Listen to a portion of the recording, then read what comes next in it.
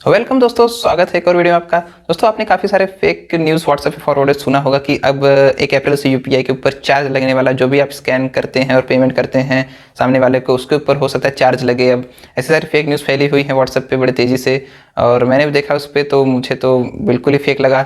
और जो real news है, असली न्यूज़ है जो एनसीपीआई द्वारा आई है, वो कुछ और है। तो मैं आपको इस वीडियो में ये वही एक्सप्लेन करूंगा कि जो चार्जेस हैं बेसिकली वो किस पे लगने वाले हैं, और क्या वो चार्जेस हैं, क्यों लगेंगे, ये सभी चीज़ें इस वीडियो में आपको डिस्कस करेंगे। और काफ़ी सारे न्यूज़ देख सकते हैं आप यहाँ पे एनसीपीआई ने न्यू रूल्स ये वो दुनिया भर का। तो ये बेसिकली है क्या कि इसको हम एक्सप्लेन करेंगे। तो सबसे पहले हम बात करते हैं एनसीपीआई की। तो एनसीपीआई ने जो नोटिस इशू किया है उसमें उन्होंने एक मतलब बना के प्रॉपर दिया है नोटिस कि हम यूपीआई ट्रांजेक्शन पे कोई भी चार्ज नहीं ले। बेसिकली हम चार्ज ले रहे हैं PPI transaction on UPI, on merchants transaction. मतलब पीपीआई जो प्रीपेड पेमेंट इंस्ट्रूमेंट वो बोलते हैं। अब प्रीपेड पेमेंट इंस्ट्रूमेंट से जो भी ट्रांजेक्शन यूपीआई में होगा वो भी मर्चेंट्स के थ्रू या मर्चेंट को उसमें पेमेंट उस पर फी लगने वाला है। तो बेसिकली पीपीआई इंस्ट्रूमेंट है क्या, पीपीआई है क्या? तो पीपीआई हम समझ लेते हैं prepaid payment instrument. Prepaid payment instrument एक तरह से वॉलेट है। वॉलेट मतलब आपने फ़ोन पे वॉलेट देखा होगा, फिर पेटीएम वॉलेट देखा होगा, तो वही वॉलेट ही पीपीआई है, यानी प्रीपेड पेमेंट इंस्ट्रूमेंट। मतलब पहले से उसमें पैसा रखा हुआ हो, जो वो होगा प्रीपेड पेमेंट इंस्ट्रूमेंट यानी पीपीआई। तो जो एनसीपीआई ने बोला है इसी पीपीआई पे ही फी लगने का बोला है।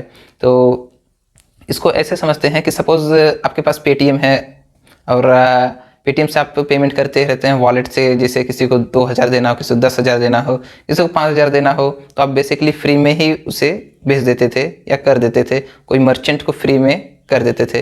लेकिन अब इसके ऊपर चार्जेस लगाए गए हैं। चार्जेस लगाए गए हैं पीपीआई पे यानी प्रीपेड पे, सिर्फ वॉलेट वाले पैसे पे। तो जैसे कि होता क्या है कि हम पेमेंट पेटीएम यूज़ करते हैं तो कहीं भी पैसा किसी को भी पे कर देते हैं, ऐसे कर देते थे वैसे कर देते थे।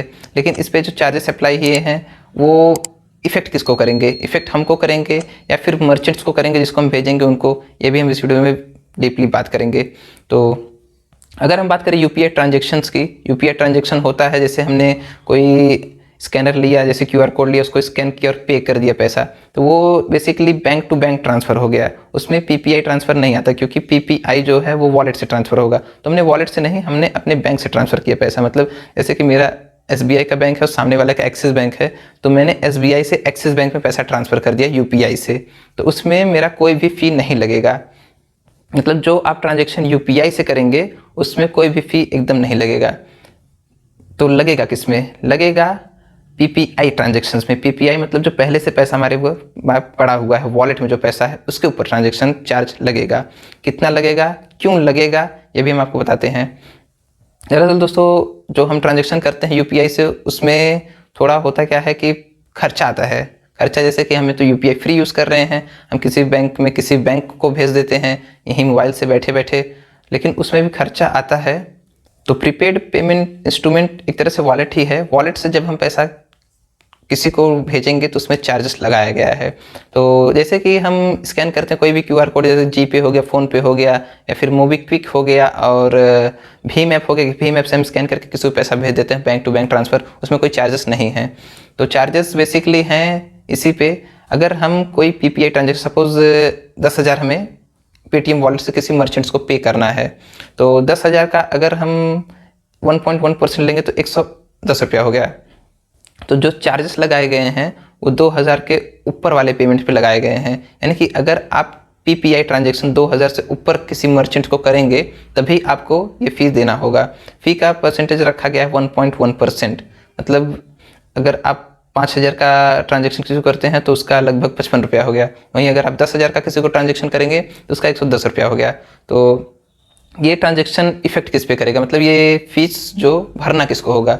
तो अगर आप किसी मर्चेंट को अपने पेटीएम या फिर फ़ोन पे वॉलेट से 5,000 का पेमेंट कर रहे हैं, तो 5,000 का जो 1.1% हो गया 55 रुपया हो गया। तो अब आपने फ़ोन पे खोला या पेटीएम खोला, आपने 5,000 रुपया पे कर दिया मर्चेंट को। तो जैसे ही मर्चेंट को आप पे करेंगे तो वो आपका पूरा पैसा उस मर्चेंट में चला जाएगा। लेकिन तो मर्चेंट के पास पैसा जाएगा तो मर्चेंट में ही वो जो 1.1% फ़ी है वो कटेगा। हमको कुछ इफेक्ट नहीं है अभी तक नहीं है, लेकिन मैं बताता हूँ आपको कैसे इफेक्ट गिरेगा हमारे ऊपर। जो मर्चेंट है उसके जो हम भेज देंगे तो उसके अंदर से जैसे हमने 5,000 भेजा तो उसके अकाउंट जो भी अकाउंट है वो भी उसके से कट जाएगा 55 रुपया।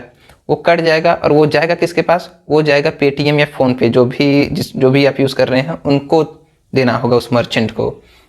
तो बेसिकली अगर बात करें तो मर्चेंट को अगर हम पीपीआई ट्रांजेक्शन यानी कि प्रीपेड पेमेंट इंस्ट्रूमेंट से ट्रांजेक्शन करेंगे या वॉलेट से ट्रांजेक्शन करेंगे, 55 रुपये अगर उसको घाटा पड़ेगा तो वो क्यों ट्रांजेक्शन लेगा आपका? तो कहेगा ना भैया कि रहने दो, किसी और से डायरेक्ट यूपीआई कर दो, हमें 55 रुपये का घाटा होगा। या तो ये करें या फिर वो कहे कि भैया 55 रुपया और लग रहा है, अगर आप 5,000 भेज रहे हैं तो 55 रुपया बढ़ा के भेजिएगा, क्योंकि हमें आगे भी देना रहता है फ़ोनपे या पेटीएम को। तो इनडायरेक्टली देखा जाए तो वो इफेक्ट हमारे ऊपर पड़ेगा, मतलब कस्टमर के ही ऊपर पड़ेगा, क्योंकि मर्चेंट तो भैया अपना लॉस लेंगे नहीं कि नहीं हमें लॉस नहीं चाहिए, हम 55 रुपया या 110 रुपया क्यों लॉस लें। आप यूपीआई करिए या फिर रहने दीजिए, किसी और कोई और तरीका निकालिए। तो अगर हमारे पास वॉलेट में ही पैसा है तो हमें मजबूरन वो देना ही होगा, तो मर्चेंट तो अपना लॉस सहेगा नहीं। तो बेसिकली वो इफेक्ट हमारे ही ऊपर पड़ेगा, हमें ही बढ़ा के देना पड़ेगा। जैसे कि आपने क्रेडिट कार्ड स्वाइप देखा होगा, क्रेडिट कार्ड स्वाइप करते हैं तो उसमें जो मर्चेंट्स और शॉपकीपर उसमें बोलते हैं कि हमको इतना बैंक को पे करना होता है क्रेडिट कार्ड में, 2%, 3%, 2.5%, 1%, उतना बढ़ा के ले लेते हैं हमसे कि इतना आप बढ़ा के दीजिए, इतना हमें पे करना होता है। क्रेडिट कार्ड में ऐसा ही होता है कि अगर आप क्रेडिट कार्ड स्वाइप कर रहे हैं कहीं तो उसमें कुछ परसेंटेज कटते हैं, जो परसेंटेज उस शॉपकीपर या मर्चेंट को पे करना होता है, लेकिन वो हमसे ही लेता है क्योंकि वो अपना लॉस नहीं लेता है। तो बेसिकली इसमें यही है कि जो हम पेमेंट करेंगे वो तो कोई यूपीआई पे कोई पेमेंट चार्जेस नहीं है, मतलब यूपीआई टू यूपीआई आप बैंक टू बैंक ट्रांसफ़र कर सकते हैं। तो इसकी ज़रूरत क्यों पड़ी? तो दोस्तों ज़रूरत इसकी ये इसलिए पड़ी क्योंकि आरबीआई ने देखा यूपीआई फ्री हम दे रहे हैं, लेकिन फिर भी कहीं ना कहीं बैंक को काफ़ी लॉस होता है, इससे लॉस होता है। तो यूपीआई तो हमेशा से ही एनसीपीआई ने कहा है कि फ्री है आप बेझिझक यूज़ करिए। तो यूपीआई ट्रांजेक्शन पे हम चार्जेस नहीं लगा सकते, लेकिन पीपीआई ट्रांजेक्शन पे चार्जेस लगा सकते हैं, क्योंकि पीपीआई को हमने फ्री नहीं कहा है। तो पीपीआई पे जो भी अगर आप सपोज पीपीआई पे दे रहे हैं, मतलब पीपीआई से पेमेंट कर रहे हैं, समझ वॉलेट से अपने किसी एसबीआई को बैंक को पेमेंट कर रहे हैं, तो उस वॉलेट से जो पैसा लेना पड़ता है एसबीआई को, उसके लिए भी उसको पैसा देना पड़ता है। तो वही सब चीज़ें बराबर करने के लिए, ताकि बैंकों को ज़्यादा लॉस ना हो, इसीलिए ये स्टेप लेना पड़ा उनको। क्योंकि यूपीआई ट्रांजेक्शन में हमें लगता है कि फ्री है, लेकिन उनमें बैंकों का बड़ा लॉस रहता है। बैंकों जैसे अगर मेरे पास एक्सिस बैंक है और सामने वाला एसबीआई है, तो मैं अगर एसबीआई में पैसा भेज रहा हूँ तो एसबीआई वालों को पैसा देना पड़ता है एक्सिस बैंक को पैसा लेने के लिए। तो ये प्रॉब्लम होती है, हम तो एकदम कर ही देते हैं फटाक से, लेकिन उसमें बैंक का लॉस होता रहता है। तो इन सब चीज़ों को थोड़ा बराबर करने के लिए ये स्टेप लिया है एनसीपीआई ने, यानी गवर्नमेंट ने एक तरह से। इसमें एक और सर्कुलर है, सर्कुलर मतलब ये भी मतलब जो ये सब स्टेप्स लेने पड़ रहे हैं, इसमें एक और स्टेप ये है कि जैसे अगर आप 5,000 10,000 जो भी है बैलेंस अपने वॉलेट में डालना चाहोगे, सपोज आपका बैंक है एक्सिस बैंक या आईसीआईसीआई बैंक, तो अगर आईसीआईसीआई बैंक है आपका, आईसीआईसीआई बैंक से अगर आप अपने वॉलेट में पैसा लेना चाहते हो, जैसे 5,000 आपने लिया, तो उसमें 0.15% चार्जेस लगेंगे आपको उस बैंक में, मतलब बैंक से वॉलेट में डालने के लिए। और वो चार्जेस किसको देने पड़ेंगे? जो आप वॉलेट यूज़ करोगे, या सपोज आप पेटीएम यूज़ कर रहे हो तो पेटीएम आईसीआईसीआई बैंक को देगा वो चार्जेस।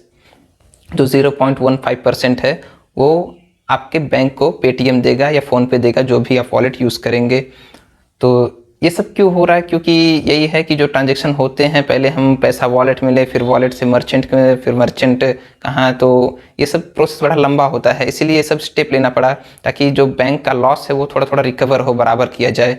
और ये अभी पूरी तरह से मतलब इफेक्ट तो हो गया, 1 अप्रैल से चालू हो तो गया है, लेकिन इसका रिव्यू अभी 30 तारीख को किया जाएगा, यानी 30 सितंबर को रिव्यू किया जाएगा। अगर ये पूरी तरह ठीक रहा और बढ़िया से काम कर रहा तो फिर इसको आगे कंटिन्यू रखेंगे, नहीं तो इसमें भी कुछ चेंजेस या फिर जो भी गवर्नमेंट का स्टेप्स होगा वो लिया जाएगा।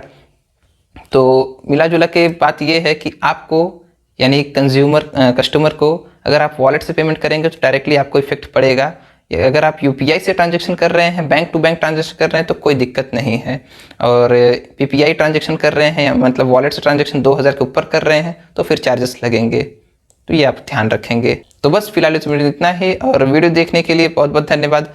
और वीडियो अच्छा लगा हो तो चैनल को सब्सक्राइब कर दीजिएगा, लाइक कर दीजिएगा। Thank you.